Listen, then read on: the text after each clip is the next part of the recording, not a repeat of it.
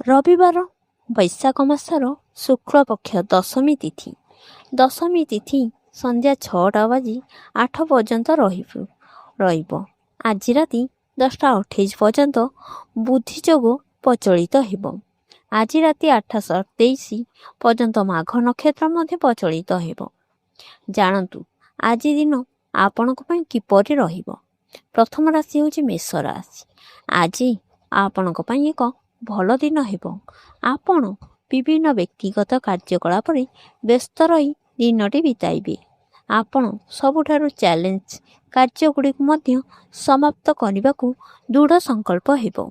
ବିଦେଶ ଯାତ୍ରା କରିବାକୁ ଚେଷ୍ଟା କରୁଥିବା ଲୋକଙ୍କ ପାଇଁ ଭଲ ଖବର ଅପେକ୍ଷା କରିଛି। ଆଜି କୌଣସି ଗୁରୁତ୍ୱପୂର୍ଣ୍ଣ ନିଷ୍ପତ୍ତି ନେବା ପୂର୍ବରୁ ବିଷୟର ସମସ୍ତ ଦିଗକୁ ଭଲ ଭାବେ ବିଚାର କରନ୍ତୁ। ନିଜ ଉପରେ ଆତ୍ମବିଶ୍ୱାସ ରଖନ୍ତୁ। ବୃଷ ରାଶି। ଆଜି ଆପଣଙ୍କ ପାଇଁ ଏକ ଭଲ ଦିନ। ବ୍ୟବସାୟିକ କାର୍ଯ୍ୟକଳାପ ପାଇଁ ସତର୍କ ରହିବା ଆବଶ୍ୟକ। ନୂତନ ଚୁକ୍ତିନାମା ସ୍ୱାକ୍ଷରିତ ହେବ, ଯାହା ଆପଣଙ୍କ ପ୍ରତିଛବି ଏବଂ ପ୍ରତିଷ୍ଠାକୁ ବୃଦ୍ଧି କରିବ। ଚାକିରି କରୁଥିବା ଲୋକମାନେ ସେମାନଙ୍କ ପ୍ରକଳ୍ପଗୁଡ଼ିକ ପ୍ରତି ସତର୍କ ରହିବେ। ବୈବାହିକ ସମ୍ପର୍କ ସୁଖଦ ରହିବ। ଘରେ ଏକ ସୁଖଦ ପରିବେଶ ରହିବ। ଆପଣଙ୍କ ଆକାନ୍ତ ପ୍ରୟାସ ଆପଣଙ୍କ କାର୍ଯ୍ୟକଳାପରେ କିଛି ଉନ୍ନତି ଆଣିବ। ପ୍ରତ୍ୟେକ କାର୍ଯ୍ୟକୁ ଗମ୍ଭୀରତା ସହିତ ସମାପ୍ତ କରିବାକୁ ଚେଷ୍ଟା କରନ୍ତୁ।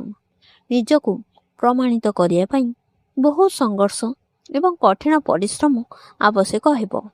ଆଜି ଆପଣ ଆପଣଙ୍କର ବ୍ୟବସାୟିକ ସମ୍ପର୍କକୁ ମଜବୁତ କରିବେ।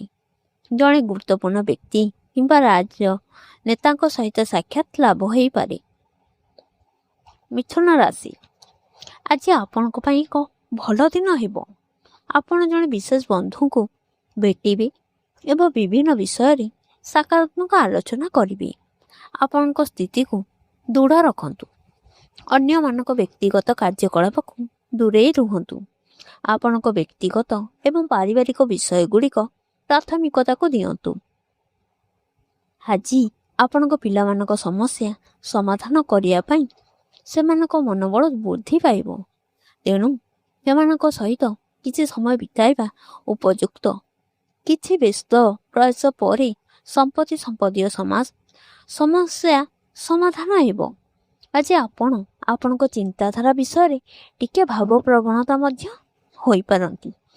କନ୍ୟା ରାଶି।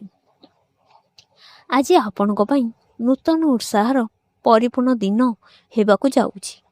ଆପଣଙ୍କ ଜୀବନଶୈଳୀକୁ ଅଧିକ ନୂତନ ରଖିବାକୁ ଚେଷ୍ଟା କରନ୍ତୁ।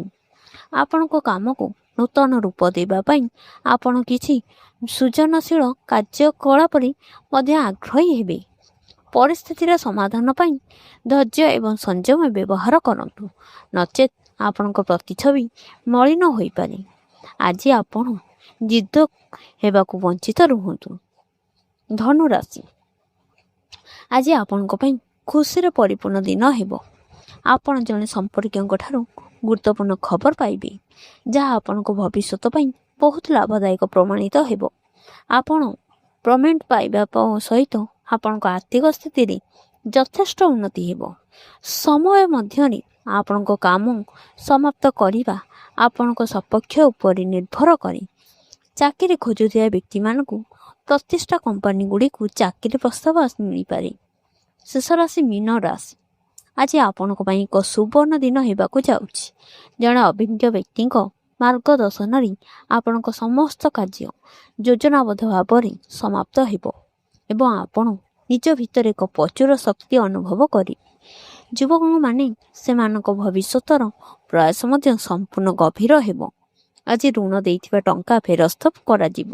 କୌଣସି ଗୁରୁତ୍ୱପୂର୍ଣ୍ଣ ନିଷ୍ପତ୍ତି ନେବା ପୂର୍ବରୁ ପୁନର୍ବିଚାର କରିବାକୁ ନିର୍ଦ୍ଦିଷ୍ଟ କରନ୍ତୁ।